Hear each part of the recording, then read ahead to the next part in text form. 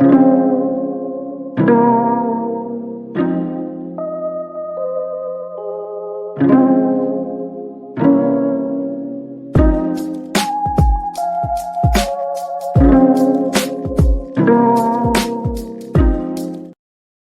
shout out to us. Y'all know how we do it. Anytime you see the woman singing and the slow beat bringing, it's the end of the show. Big Vern, I'm your favorite podcaster's podcaster. Welcome to App Stupid. If this is your first time, make sure you hit the like and subscribe button. It goes a long way. Was an action-packed show for you today. We talked about Cam Newton. Cam Newton violates the G code, sticks his foot in his mouth, and he criticizes his former teammates. Find out what they have to say when they swing back. Then we talked about the revival of Kyrie Irving. While he is really showing everybody that he's top 5 point guard in the NBA, without a shadow of a doubt. Unquestioned. Then we talked about the Lakers. They hired who? And they went complete dirtbag and got rid of a guy who with an injury who was trying to recover and get back on the roster to play. Somehow they waived him and they said the quiet part out loud. We just got this new guy to sit out there and hurt people. So welcome to the team, little buddy. Not saying it's little buddy vibes, but that dude got cut by the Wizards. Yeah, that bad. Then we talked about Brandon Ingram not having a game, not being able to play in the NBA since December the 7th. Toronto gave this dude $120 million for 3 years and the extension, and that's all that they were able to commit. But still, they're on the hook for $177 million between 5 guys. Find out what we think about that one. Which leads us to our last story. Here we go. We got a Stafford problem. We got a Stafford problem out in LA. We'll break down this problem when we get on the other side of the content, when we drop a new rap album. This is Big Vern. Drop the spot. Now, bam, bam, bam, bam, bam. It's your boy Big Vern. Y'all know how we do. Promoting a new rap album, The Mussolini, True Player in the Game, in stores now. Get it where you legally consume music, whether it be Apple Music, Google Play, or Spotify. My personal favorites on the track is True Game, Her and Her. That sounds crazy. That sounds crazy. Feels Better, Fly With Me featuring Jimmy Waters, and many more. The Mussolini, True to the Game, in stores now. Yeah, shout out to Moose. I like the Moose. So when we last left off, we talked about LA has a Stafford problem. Now, CBS Sports and Jordan Dejani, he went ahead and broke the column. It appears that the Rams are working to move. They're working to move on from the Super Bowl MVP star wideout Cooper Kupp. We did a story on that. But LA will also have to make a decision regarding quarterback Matthew Stafford. This despite the Rams winning the NFC West with a 10-7 record and one play away from hosting the NFC Championship game and found the eventual NFL Defensive Rookie of the Year, Mr. Jared Verse. Now, Stafford, he has 2 more years remaining on his contract, but there's just $4 million guaranteed of his $49.6 million cap hit. Then in 2026, there are no guarantees in that contract. The Rams will either have to find a way to give their QB more guaranteed money or consider trading him to an interested team and starting over at the most important position in football. That I disagree with when it comes to Mr. Jordan Dejani. The quarterback position isn't the most, like you said, it's not the most important. It's the media makes it the most important position in football. The most important position in football is the offensive line. If you don't have an offensive line, I don't give a damn if you got Hercules back there throwing the football. If you can't protect them, then it's useless. The most important pieces that make a football team go like no tomorrow is a great offensive line. Offensive linemen. Offensive linemen, they make it so running backs can get into the lane and into that secondary. Offensive lines, they keep the quarterback upright to look downfield and deliver, or pull the ball down and call his own number and take off running. That's the most important position. Now, I know right now a bunch of linemen are going crazy, high-fiving themselves.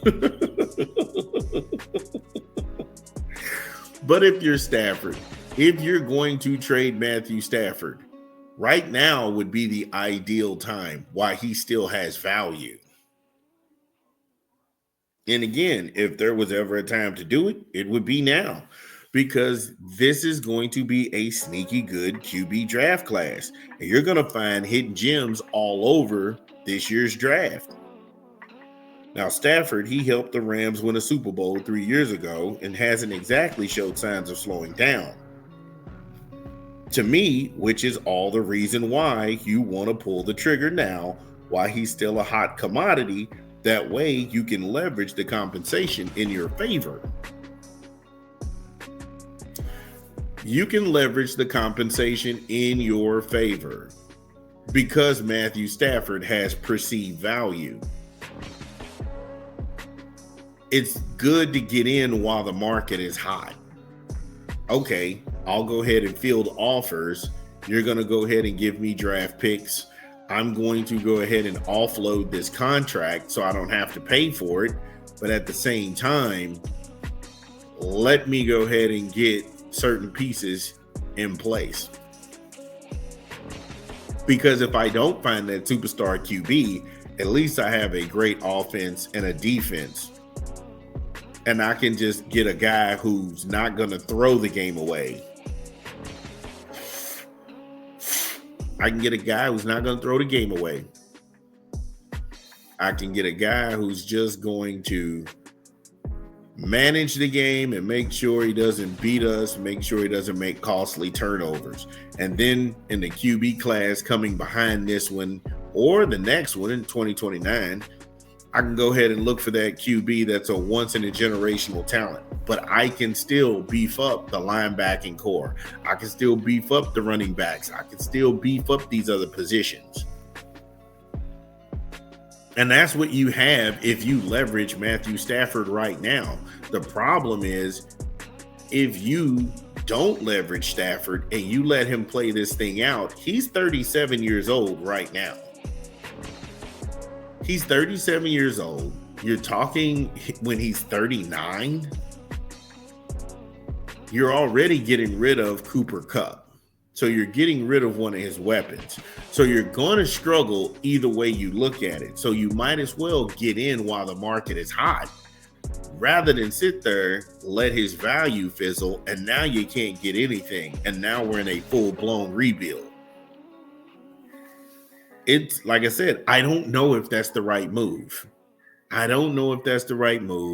LA may decide to hang on to Stafford, but if put on your football hat for 1 second in a general manager's cap, all of these things make it attractive for a team who's looking to go ahead and start the franchise off in a good direction. And like I said, I mean, he's 37 right now. And you talking about he's got 2 years. He's got a guaranteed $4 million. And there's no guarantees after this year. I don't know where you go from here with that. Then they started naming teams that would be possible suitors for Stafford, like the Steelers, because Fields and Wilson are both looking and shopping new deals. But I don't think that Stafford wants to go play in Pittsburgh. I don't think that's where he wants to be at all. He's been out on the West Coast. Now, I will tell you this, as a person from the Midwest who vacations in Cali, I love California.